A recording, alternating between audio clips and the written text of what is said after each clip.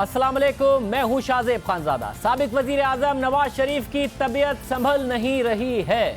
उनके प्लेटलेट्स एक बार फिर से खतरनाक हद तक गिर गए हैं, मगर प्लेटलेट्स क्यों गिरे और दोबारा से बढ़ क्यों नहीं रहे, अब तक किसी को कुछ समझ में नहीं आ रहा, जिसकी वजह से अफरा तफरी की सूरत हाल है। खुद हुकूमत इस हवाले से अफरा तफरी का शिकार है। कल तक हुकूमत इस मामले को उस तरीके से संजीदा लेती नजर नहीं आ रही थी। हुकूमत की वजीर इत्तलात इस मामले के हवाले से तंज़िया बात कर रही थी। साथ ही शरीफ खानदान का इल्ज़ाम है कि इस मामले को संजीदा नहीं लिया गया। जब नवाज शरीफ के डॉक्टर की तरफ से प्लेटलेट्स गिरने का नैब को बताया गया, उसके बावजूद एक लंबे अरसे तक संजीदा नहीं लिया गया। लेकिन अब हुकूमत इस मामले को संजीदगी से ले रही है, अफरा तफरी का शिकार है। वज़ीर आज़म इमरान खान ने वज़ीर आला पंजाब को हिदायत की कि मरियम नवाज की नवाज शरीफ से मुलाकात कराई जाए, और इस वक्त हंगामी तौर पर मरियम नवाज को नवाज शरीफ से मुलाकात के लिए ले जाया गया है। वो सर्विसेज अस्पताल पहुंच गई हैं। मियां आबिद नुमाइंदा जून इस वक्त हमारे साथ मौजूद हैं।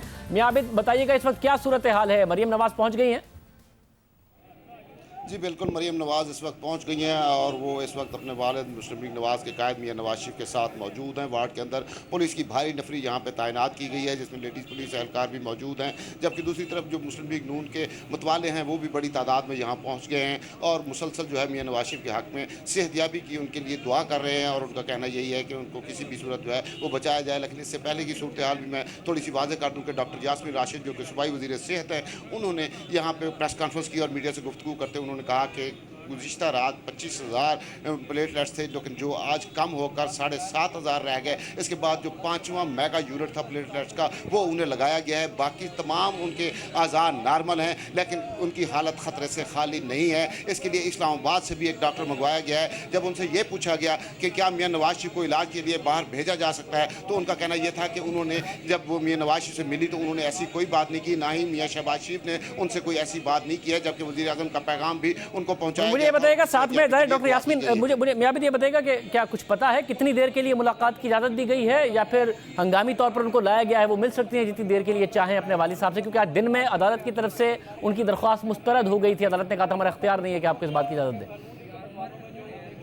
जी बिल्कुल, आज इनको उनकी दरख्वास्त मुस्तरद हो गई थी, लेकिन इस वक्त जो है ये इतलात मिली हैं कि वज़ीर आज़म की हिदायत पर उनको खुसूसी इजाज़त दी गई है और 24 घंटे के लिए उनको पे रोल पर रिहा किया गया है। और इस वक्त जो है वो अपने वालिद के साथ मौजूद हैं और ये अंदाज़ा नहीं लगाया सकता कि वो अब यहाँ इस वक्त कितनी देर मौजूद रहेंगी। आया सारी रात भी रह सकती हैं या इस वक्त वो घर चली जाएंगी और कल दोबारा अपने वालिद की इयादत के लिए वो दोबारा यहाँ पर तशरीफ़ लाएँ। तो इस वक्त जो है वो अपने वालिद के साथ मौजूद हैं और यही बताया जा रहा है कि 24 घंटे के लिए उनको पे रोल पर रिहा किया गया है। 24 घंटे के लिए पैरोल पर उनको रिहा किया गया है। मरियम नवाज को हंगामी तौर पर इस वक्त नवाज शरीफ से मुलाकात के लिए रिहा किया गया। शरीफ खानदान के ज़राए के मुताबिक हुकूमती डॉक्टर्स को खदशा है कि या तो नवाज शरीफ को क़ुव्वत मुदाफ़ियत के निज़ाम में ख़राबी यानी इम्यून सिस्टम डिसऑर्डर का मर्ज लाहक है, या फिर कोई ऐसी बीमारी है जिसका पता नहीं चल रहा, जिसकी वजह से हुकूमत में इस वक्त अफरा तफरी है। इसलिए नवाज शरीफ को बोन मेरो और पेट स्कीम के टेस्ट कराने का फैसला किया गया है। अहम बात यह है कि ये टेस्ट उसी वक्त किए जाते हैं जब बीमारी की वजह का पता नहीं चल रहा होता। हमने इस बात की तस्दीक के लिए नवाज शरीफ के बेटे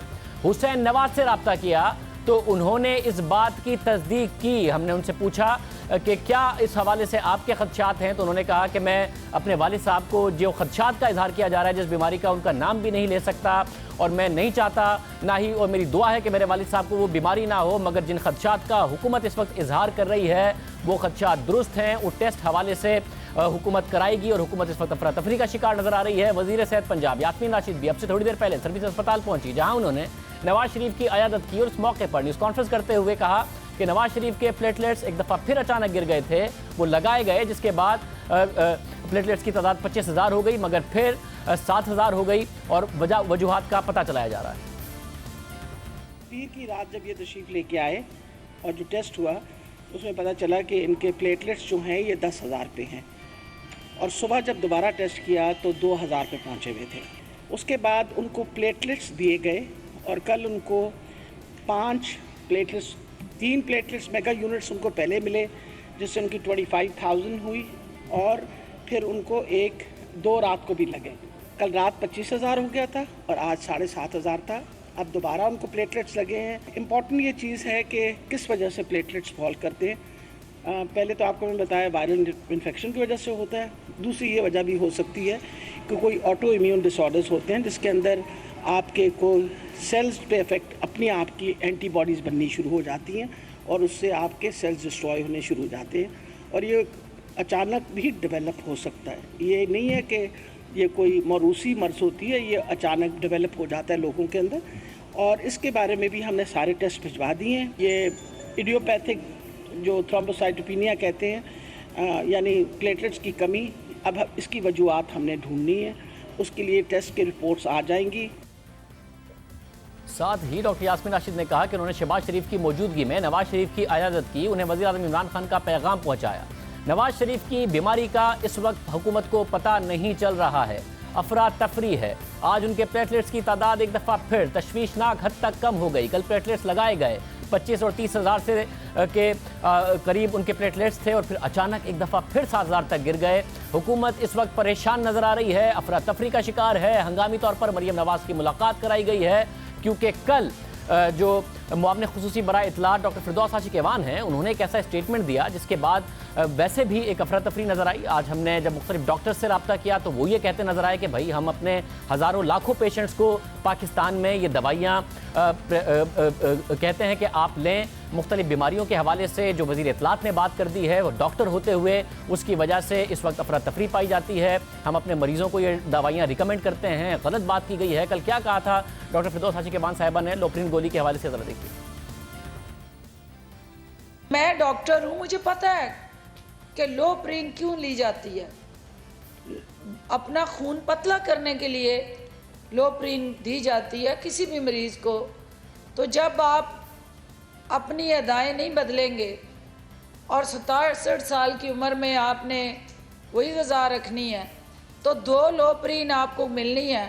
तो लोप्रिन जो भी डॉक्टर सुन रहा है, हॉस्पिटल बहुत सारे लोग लोप्रिन पे हैं और वो दवाई लेते हैं। सबसे पहला जो उसका ख़तरा है वो आपके प्लेटलेट काउंट को गिराता है। डॉक्टर साहिबा ने कल ये कह दिया था कि वो दवाई की वजह से हुआ, क्योंकि मैं डॉक्टर हूँ। ये निहारी खाते हैं, हड़ीसा खाते हैं, जिस किस्म का खाना ले जाया जा रहा है। हुसैन नवाज़ कल हमारे प्रोग्राम में मौजूद थे, उन्होंने कहा कि इस किस्म कोई खाना इस किस्म का नवाज शरीफ को नहीं दिया जा रहा। अब डॉक्टर यास्मीन राशिद साहिबा ने बाकायदा तौर पर, वो खुद भी डॉक्टर हैं, उन्होंने बताया कि नहीं समझ में आ रहा है इस वक्त वो प्लेटलेट्स क्यों वापस नवाज शरीफ के गिरे, हालांकि वो उनको कल लगाए गए थे। कल ही हमने अपने प्रोग्राम में माहिर अमराज क़ल्ब डॉक्टर नदीम रिजवी से भी बात की थी कि प्लेटलेट्स कम होने की वजह क्या लोप्रिन की गोली हो सकती है, जो कि डॉक्टर फिरदौस हाशी केवान साहिबा कह रही हैं। तो उन्होंने क्या कहा था, जरा देखिए। क्या लोप्रिन टैबलेट लेने से किसी भी ऐसे मरीज की जिसके साथ वैसी हार्ट प्रॉब्लम हो उसके प्लेटलेट्स इस हद तक गिर सकते हैं कि वो 10,000 से नीचे 2,000 तक चले जाएं? सिर्फ एस्पिरिन लेने से शायद तो बहुत ही रेयर है, ऐसा मैंने तो नहीं देखा, इसलिए कि लाखों करोड़ों लोग एस्पिरिन लेते हैं प्रिवेंशन के लिए कार्डियोवैस्कुलर डिजीज की और उनके प्लेटलेट्स नहीं गिरते हैं। लोप्रिन या एस्पिरिन जो है, ये लोप्रिन तो एक ब्रांड नेम है एस्पिरिन का कोटेड, ये बेसिकली आपकी प्लेटलेट की चिपकाहट को रोकती है आपस में और इस तरह ब्लड की जो क्लॉटिंग की प्रॉब्लम्स हैं उसको कम करती है। इसी तरह ये हार्ट अटैक और स्ट्रोक को प्रिवेंट करती है। नंबर ऑफ प्लेटलेट्स से एस्पिरिन लेने से नहीं गिरते यूजुअली। ये कोई और रेयर रिएक्शन या इडियोसिंक्रेटिक रिएक्शन अगर हो किसी दवा से तो वो एक अलग बात है, लेकिन सिर्फ एस्पिरिन से ये नहीं होना चाहिए। यानी कि आप खुद भी अपने जो पेशेंट्स उनको रिकमेंड करते हैं और कभी ऐसा हुआ नहीं कि इतना प्लेटलेट्स गिर गए हों इस मेडिसिन से? नहीं, हम तो देखें ना, हम तो एंजियोप्लास्टीज करते हैं, बाईपास के पेशेंट्स होते हैं जिनको स्ट्रोक, लाखों करोड़ों पेशेंट्स हैं इस तरह के जो एस्पिरिन पे हैं, और एस्पिरिन के साथ एक और ड्रग है क्लोपिडोग्रेल, उस पे होते हैं, लेकिन उसमें हमें तो बहुत रेयर है ऐसा कि कभी प्लेटलेट गिरे हों। हमने कल के प्रोग्राम में ही ये डॉक्टर साहब का शॉट भी चला दिया था, मगर डॉक्टर फिरदौस हाशी केवान साहिबा क्योंकि मुशीर इत्तलात हैं, हेडलाइंस में उनका बयान चलता रहा, तशवीश बहरहाल रही। मुख्तलिफ लोग जो लेते हैं ये टैबलेट, उन्होंने भी हमसे रब्ता किया, डॉक्टर्स ने भी कहा कि भाई ये बात क्लियर कीजिए। बहुत सारे लोग हैं जो ये टैबलेट खाते हैं, इस किस्म का बयान डॉक्टर फिरदौस हाशी केवान साहिबा ने दे दिया है। हमने रब्ता किया डॉक्टर टीपू सुल्तान से, सैयद टीपू सुल्तान साहब जो कि साबिक सदर हैं पाकिस्तान मेडिकल एसोसिएशन के, इसके अलावा रुकन हैं उनके एग्जीक्यूटिव कमेटी के, वो हमारे साथ मौजूद हैं। डॉक्टर साहब बहुत शुक्रिया हमें ज्वाइन करने के लिए। डॉक्टर साहब, एक अजीब मसला खड़ा हो गया है, मरीज़ भी इस हवाले से परेशान हैं। लोप्रिन की दवा आप समझते हैं कि उससे प्लेटलेट्स इस हद तक गिर सकते हैं, उसकी वजह से ये हो सकता है क्योंकि बहुत सारे लोग ये टैबलेट लेते हैं, कि ये खतरनाक हो सकती है? अच्छा, उसका आंसर बहुत सिंपल है कि लोपरिन और एस्पिरिन जो है ना, ये प्लेटलेट काउंट को कभी कम नहीं करती, इसलिए, और ये खतरनाक दवा नहीं है। अगर किसी का प्लेटलेट कम हो गया है तो लोपरिन उसका कसूरवार नहीं है, सो खतरनाक नहीं है। लोपरिन का काम ये होता है कि प्लेटलेट की आपस में चिपकने की जो सलाहियत है उसको कम कर देता है ये। तो जब वो, अगर प्लेटलेट चिपकता नहीं है तो वो ब्लीडिंग होती रहती है, और ब्लीडिंग, इसीलिए हम ये ऑपरेशन से 3-4 दिन पहले लोपरिन बंद कर देते थे, और हैं भी, कि ब्लीडिंग ना हो सर्जरी के दौरान, एज एनेस्थेटिस्ट में बंद कराया जाता था। लेकिन अब लेटेस्ट जो रिसर्च पेपर अभी आया है, उसमें ये लोग रिकमेंड नहीं करते हैं कि आप बंद ना करें, ब्लीडिंग तो फर्क नहीं पड़ेगा। तो आपके सवाल का जवाब यह है कि प्लेटलेट काउंट कम नहीं होता है किसी सूरत हाल में, जो प्लेटलेट काउंट है वो रहेगा। प्लेटलेट काउंट आजकल जो परेशानी मुब्तला है लोगों को, वो डेंगू फीवर की वजह से होता है कि वो डेंगू फीवर में प्लेटलेट कम हो जाता है। Nothing to do with aspirin और डिस्पिरिन। यानी कि आपके पूरे करियर में कभी ऐसा नहीं हुआ कि आपने ये विटनेस किया हो, आपने देखा हो कि ये मेडिसिन दी गई और उसकी वजह से किसी मरीज की शिकायत आई हो कि उसके प्लेटलेट काउंट गिर गए हैं? कभी आपके करियर में ऐसा नहीं हुआ? एग्जैक्टली, ना मेरी प्रैक्टिस में हुआ है, ना साइंस ये कहती है, और मेरा मशवरा सारे मरीजों को यह है कि एस्पिरिन डिस्पिरिन से प्लेटलेट काउंट कम नहीं हो सकता। साइंस यही कहती है और एक्सपीरियंस यही कहता है। बहुत शुक्रिया डॉक्टर साहब, आप हमारे साथ मौजूद थे। तो वो लोग जो इस हवाले से परेशानी का शिकार थे, ये पैगाम वाज़े है। बड़े सर्जन, बड़े डॉक्टर्स यही कह रहे हैं कि इस मेडिसिन से ऐसा कुछ नहीं होता, जैसा कि डॉक्टर फिरदौस आशिक़ साहिबा की तरफ से कल कह दिया गया था। उन्होंने कहा मैं भी डॉक्टर हूँ, इसलिए मैं बता सकती हूँ। मरियम नवाज़ इस वक्त नवाज शरीफ से मुलाकात कर रही हैं। हमारे नुमाइंदे बता रहे थे कि 24 घंटे के पैरोल पर उनको रिहा किया गया है हंगामी बुनियादों पर, ताकि वो नवाज शरीफ से मिल सकें। आज अदालत से उन्होंने अपने वालिद से मिलने की दरख्वास्त की, जो अदालत ने मुस्तरद कर दी। मरियम नवाज़ को जब आज एहतसाब अदालत में पेश किया गया तो मरियम नवाज़ की फ़ोन पर फिर नवाज शरीफ से बात भी कराई गई। मरियम नवाज़ अपने वालिद से बात करते हुए रो पड़ी।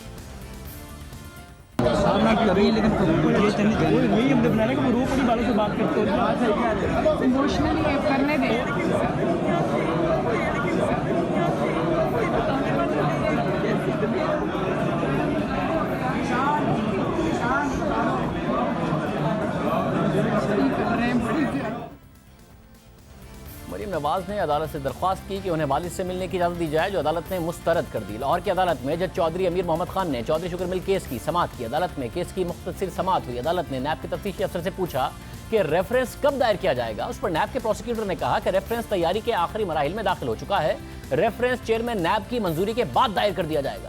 अदालत में मौजूद मरियम नवाज़ ने जज से दरख्वास्त की कि उन्हें पैरोल पर रिहाई दी जाए और अदालत उन्हें 1 घंटे की मोहलत दे दे ताकि वो अस्पताल में अपने वालिद नवाज शरीफ से मिल सकें। लेकिन एहतसाब अदालत ने मरियम नवाज़ की दरख्वास्त मुस्तरद कर दी और अदालत ने मरियम नवाज़ और उनके कज़न यूसुफ अब्बास के अदालती रिमांड में मजीद 2 रोज़ की तौसीह कर दी और उन्हें दोबारा 25 अक्टूबर को पेश करने का हुक्म दिया। इसके अलावा आज लाहौर हाई कोर्ट में भी मरियम नवाज़ की जमानत की दरख्वास्त की समाअत हुई। जस्टिस अली बाकिर नजफी की सरबराही में 2 रुकनी बेंच ने मरियम नवाज़ की दरख्वास्त पर समाअत की। अदालत ने पूछा कि क्या मरियम नवाज़ सिर्फ एक ही केस में गिरफ्तार हैं। इस पर मरियम नवाज़ के वकील ने जवाब दिया कि जी, मरियम नवाज़ सिर्फ चौधरी शुगर मिल केस में ही गिरफ्तार है। मरियम नवाज़ के वकील ने अदालत में मौक़िफ़ इख्तियार किया कि कानून में तरमीम के बाद नैब कंपनी केसेस में मुदाखलत नहीं कर सकता। जब तक ACCP को नैब ना कहे, नैब कार्रवाई नहीं कर सकता जब तक ACCP नैब को ना कहे। मनी लॉन्ड्रिंग का बेबुनियाद केस बनाकर सियासी इंतकाम का निशाना बनाया जा रहा है। मरियम नवाज़ के वकील ने अदालत को बताया कि नैब के कानून को गलत इस्तेमाल करके गिरफ्तार किया गया। पैनामा लीक्स केस में तमाम जायदादें और असासे डिक्लेयर कर रखी हैं। उन्होंने अदालत से दरख्वास्त की कि जमानत पर रिहाई की दरख्वास्त के हतमी फैसले तक उबूरी जमानत पर रिहा किया जाए। नैब प्रोसिक्यूटर ने अदालत से तफसीली जवाब दाखिल कराने के लिए मोहलत तलब की, जिस पर अदालत ने प्रोसिक्यूटर नैब को 30 अक्टूबर तक जवाब दाखिल कराने की मोहलत दे दी।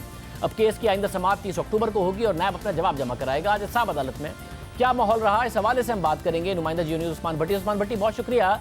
आज ज़ाहिर मरियम नवाज़ ने इस्तदा की कि वो अपने वालिद साहब से मिलना चाहती हैं, फिर उनकी फ़ोन पे बात कराई गई, वो रोती हुई नजर आ रही है अपने वालिद साहब से बात करते हुए। अब हंगामी तौर पर उन्हें मिलवाया गया है। क्या आज अदालत में हुआ? जी, आज जैसे कि चौधरी शुगर मिल्स केस की जो समाअत थी केस की, तो जैसे ही मरीम नवाज़ पहुंची तो जो कमरा अदालत था वहाँ पर पहले तो नारेबाजी हुई, मरीम नवाज़ के हक़ में नारे लगाए गए, मुस्लिम नून के हक़ में नारे लगाए गए। कुछ देर बाद जब समाअत शुरू हुई, जो एहतसाब अदालत के जज थे अमीर मोहम्मद खान, उन्होंने केस की समाअत शुरू की। तो थोड़ी देर बाद ही जो केस है वो 25 जो इस महीने की अक्टूबर है उस तक डेट तक मुलतवी कर दिया गया। मरीम नवाज़ ने जज साहब से रिक्वेस्ट की कि मुझे मालूम हुआ है कि मेरे वालिद की तबीयत ठीक नहीं है और मैं चाहती हूँ मैं अपने वालिद से मुलाकात कर सकूँ और मुझे परमिशन दी जाए। जज साहब ने कहा कि ये मेरे इख्तियार में नहीं है कि मैं आपको परमिशन दूँ। वो लम्हा काफ़ी मरीम नवाज़ के लिए मुश्किल था कि उनको परमिशन नहीं मिली और ज़ाहिर है उनके वालिद की तबीयत भी काफ़ी तशवीशनाक है।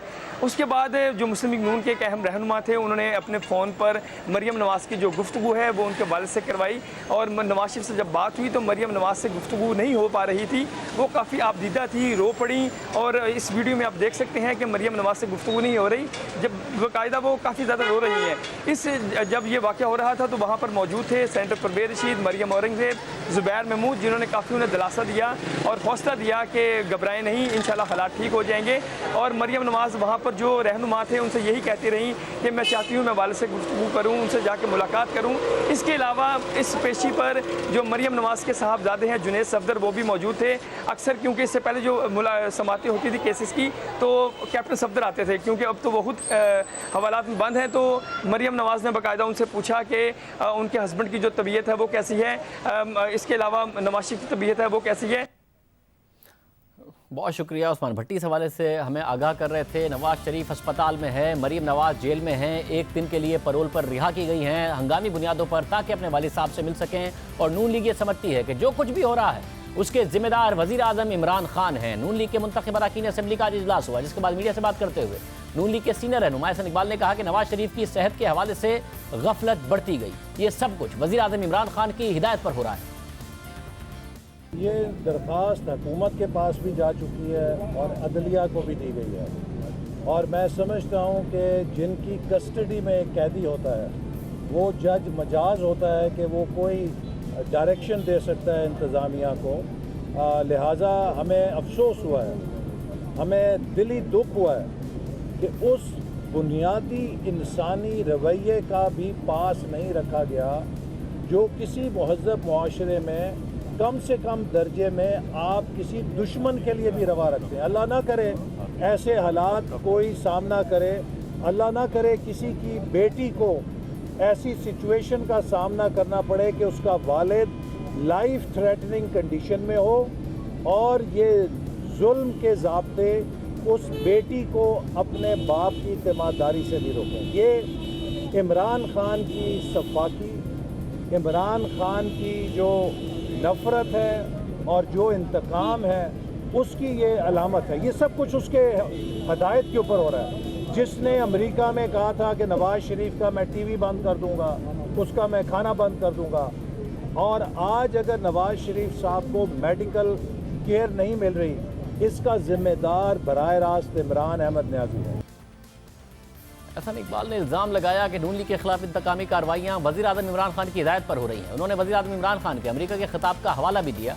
आइए आपको सुनवाते हैं कि इमरान खान में अमेरिका ने जब खिताब किया वज़ीर आज़म इमरान खान ने, तो जेल में सहूलतों के हवाले से, उन्हें ख़त्म करने के हवाले से क्या कहा। 80% पाकिस्तानियों के पास तो एयर कंडीशन ही नहीं है। अगर हमने आपको जेल सजा के लिए भेजा हुआ है तो जिस तरह के ये जेलों में रह रहे हैं, इससे ये तो सजा नहीं है। लोग तो खुशी से, आधी पब्लिक तो खुशी से जेल में जाएगी अगर उनको टीवी भी मिल जाए, खाने भी मिल जाए, एयर कंडीशन भी मिल जाए। आज सबको ये कहना चाहता हूं कि वापस जाके मैं ये टीवी शीवी तो जेल से निकालूं ना, मैं एयर कंडीशन भी निकालें जेल से। मुझे पता है मरियम बीबी बड़ा शोर मचाएगी, लेकिन मरियम बीबी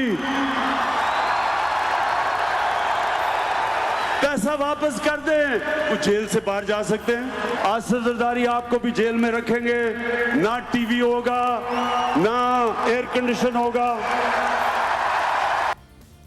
वज़ीर आज़म इमरान खान ने 22 जुलाई को ये बात कही और फिर गुज़िश्ता रोज़ हुकूमत ने नैब कवानीन में ऑर्डिनेंस के जरिए तरमीम की। वफाकी वज़ीर कानून फ़रोग़ नसीम ने कहा कि जब मुल्ज़िमान पर 5 करोड़ रुपए से ज़्यादा की करप्शन का इल्ज़ाम होगा तो उन्हें C क्लास जेल दी जाएगी, चाहे मुल्ज़िम के ऊपर इल्ज़ाम किसी भी मरहले पर हो, यानी रेफरेंस दायर हुआ हो ना हुआ हो, इन्वेस्टिगेशन इंक्वायरी जिस स्टेज पर हो, जेल C क्लास मिलेगी। अगर कोई भी 5 करोड़ से ऊपर अगर किसी को नैब का किसी को ऑफेंस है किसी के ख़िलाफ़, तो उसको फिर सिर्फ सी क्लास दी जाएगी और उसको और वो चाहे इन्वेस्टिगेशन हो, इंक्वायरी हो या ट्रायल हो, तीनों स्टेजेस के लिए नैब का अगर ऑफेंस है यानी करप्शन का ऑफेंस है 5 करोड़ से ऊपर है तो सिर्फ उसको सी क्लास मिलेगा।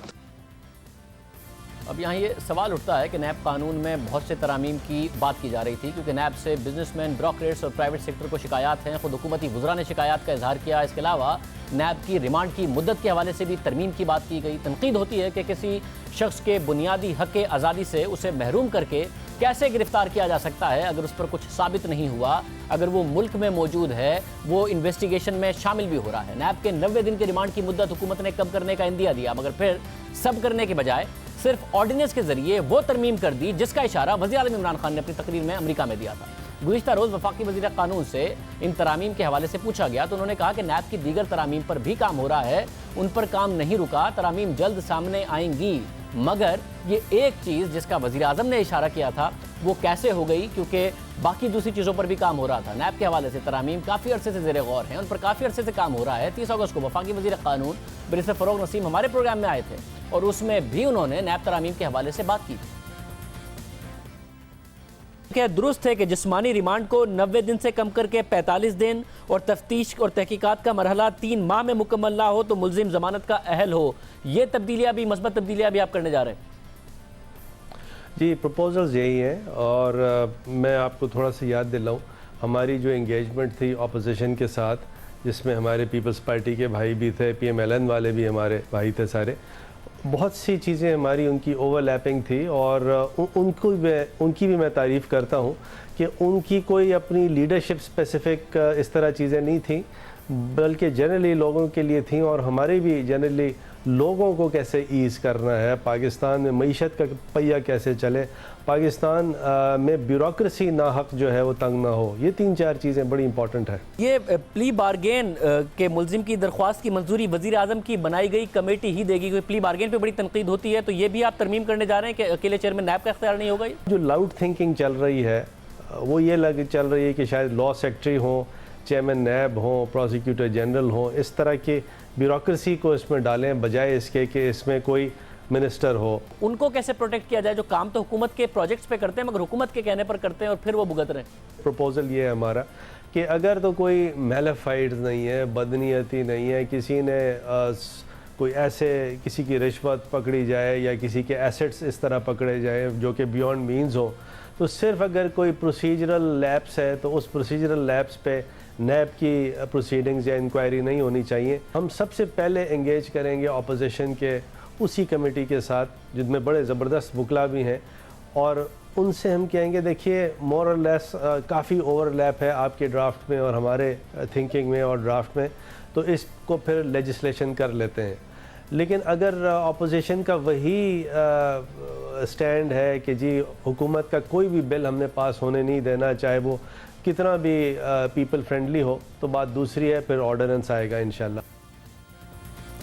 वज़ीर कानून ने नैब कवानीन में तरामीम के हवाले से तजावीज़ की बात की, साथ ही उन्होंने ऑर्डिनेंस के हवाले से भी कहा कि अगर अपोजिशन ना मानी तो ऑर्डिनेंस के जरिए तरामीम लाई जाएंगी और क्या क्या तरामीम होंगी उस हवाले से भी उन्होंने तफसील से बात की। ऑर्डिनेंस आ गया, ऐसा ही हुआ, गुज़िश्ता रोज़ हुकूमत ने ऑर्डिनेंस जारी किया, मगर सिर्फ जेल में मिलने वाली सहूलतों के हवाले से, वही सहूलतें हैं जिनका जिक्र वज़ीर-ए-आज़म इमरान खान ने अपनी तकरीर में किया था। जब वो तकरीर करके अमेरिका से वापस आए तो ये इशू रहा कि जो जेल मैनुअल है उसके हिसाब से ही फैसिलिटीज़ दी जाएंगी। अब ये बता दिया गया है ऑर्डिनेंस के ज़रिए कि C क्लास जेल दी जाएगी और किसी भी स्टेज पर इंक्वायरी हो, इन्वेस्टिगेशन हो, अगर इल्ज़ाम आप पर 5 करोड़ से ज़्यादा है, यानी अपोजिशन रहनुमा जो गिरफ्तार हैं उन पर जेल में मज़ीद सख्तियाँ करने के लिए ऑर्डिनेंस लाया गया। इसी तरह ये बात की गई थी कि तजवीज़ थी कि 3 माह बाद ज़मानत का इख्तियार मिल जाएगा, मगर अब तो इंक्वायरी के मरहले में ही जेल में C क्लास देने का ऑर्डिनेंस मंजूर कर लिया गया। बाकी जो नैब कवानीन के हवाले से शिकायत हैं, इस हवाले से अभी तक कोई ठोस पेशरफ सामने नहीं आई। सबसे ज़्यादा तनकीद नैब के कानून में 90 दिन के रिमांड के हवाले से होती रही। नैब किसी भी शख्स को इंक्वायरी के मरहले में गिरफ्तार कर लेती है, फिर कई माह गुजर जाते हैं, वो शख्स बिला किसी इल्ज़ाम के कैद में रहता है, बगैर कुछ साबित हुए वो कैद में रहता है। इस वक्त सूरत हाल यह है कि अपोजिशन की तकरीबन तमाम नुमाया शख्सियात जेल में हैं और हैरानकुन तौर पर सिर्फ एक नवाज शरीफ के अलावा इन अपोजिशन रहनुमाओं में से किसी एक पर भी जुर्म साबित नहीं हुआ है, उन्हें सज़ा नहीं हुई है, मगर ये अराकीन कई माह से जेलों में हैं और अब सी क्लास जेल भुगतेंगे। इसके अलावा बहुत सारे जो नैब की इस वक्त तहवील में नहीं हैं वो जेल मुंतकिल कर दिए गए हैं, जिन्हें रिमांड नहीं मिला। साबिक वज़ीर आज़म शाहिद खकान अब्बासी को नैब ने 18 जुलाई को गिरफ्तार किया। उनकी गिरफ्तारी को तकरीबन 3 माह हो गए हैं और उनके खिलाफ अब तक LNG केस में रेफरेंस तक दायर नहीं हो सका है। मरियम नवाज शरीफ को 8 अगस्त को गिरफ्तार किया गया। अब उनकी गिरफ्तारी को 2 माह से ज़ायद हो गए हैं, उन पर भी अभी तक इल्ज़ाम साबित नहीं हुआ है। इसी तरह साबिक वज़ीर ख़जाना मिफ्ता इस्माइल 7 अगस्त को गिरफ्तार हुए, उनकी गिरफ्तारी को भी 2 माह से ज़ायद हो गए हैं, मगर उन पर भी अभी तक इल्ज़ाम साबित नहीं हुआ है। इसी तरह साबिक वफाकी वजीर और नून लीग के रहनुमा ख्वाजा साद रफ़ी को नैब ने गुज़िश्ता साल 11 दिसंबर को गिरफ्तार किया। उनकी गिरफ्तारी को 10 माह होने वाले हैं, मगर उन पर भी अभी तक कोई इल्ज़ाम साबित नहीं हुआ। नैब ने शहबाज शरीफ को गुज़िश्ता साल 5 अक्टूबर को गिरफ्तार किया, फिर वो 4 माह तक गिरफ्तार रहे। उसके बाद लाहौर हाई कोर्ट ने उनकी जमानत मंजूर की और वो 15 फरवरी को रिहा हुए। नैब ने 10 जून को साबिक सदर और पीपल्स पार्टी के शरीक चेयरमैन आसिफ जरदारी को गिरफ्तार किया।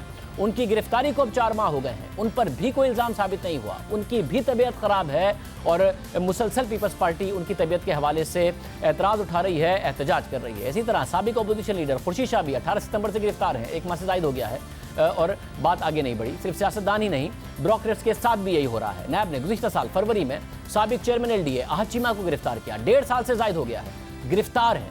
इसी तरह गुज़िश्ता साल जुलाई में साबिक वज़ीर आज़म के प्रिंसिपल सेक्रेटरी फवाद हसन फवाद को गिरफ्तार किया गया। उनकी गिरफ्तारी को भी 15 माह होने वाले हैं। इन दोनों पर भी कोई इल्ज़ाम साबित नहीं हुआ, मगर ये लोग जेल काट रहे हैं, यानी मुजरिम नहीं हैं, मुलजिम हैं, फिर भी कई माह से जेल में हैं। इसीलिए नैब कवानीन में तरामीम की बात की जाती रही, हुकूमत खुद इसका इंदिया देती रही, बिजनेस कम्युनिटी को नैब से शिकायत रही। इस हवाले से कमेटी बना दी गई, मगर बगैर किसी कानूनी तरमीम के। इसलिए माहिरीन कानून का कहना है कि ये कमेटी कोई मौसर किरदार अदा नहीं कर सकती क्यों अगर इसको लीगल तौर पर, कानूनी तौर पर नैब के कवानीन में तरामीम नहीं की जाएंगी। तो खुद हुकूमत इंदिया दे रही थी ब्यूरोक्रेसी के हवाले से। नैब के जो इस वक्त प्ली बार्गेन का कानून है उसमें तब्दीली के हवाले से जो रिमांड मिल जाता है, उस हवाले से 3 महीने तक रेफरेंस ना दायर हो तो ज़मानत का हक हासिल हो, इस हवाले से। मगर तरमीम की गई तो सिर्फ वो जिसका इंदिया दिया था वज़ीर आज़म इमरान खान ने अमेरिका में अपनी तकरीर में कि इनके जो जेल हैं उनसे मैं AC निकालूंगा, वहाँ से मैं टेलीविज़न निकालूंगा। C क्लास अब जेल दी जाएगी, चाहे किसी भी स्टेज पर केस हो और वो चल रहा हो। और कैसे लोग गिरफ्तार हैं 1-1 साल से ज़ायद अरसे से, वो हमने मामला आपके सामने रखे। आज वज़ीर आज़म की कुछ सीनियर जर्नलिस्ट से मुलाकात भी हुई और उनसे बात हुई। मौलाना फजल रहमान के लॉन्ग मार्च के हवाले से क्या बातें हुई, तफसीलात आपके सामने रखेंगे।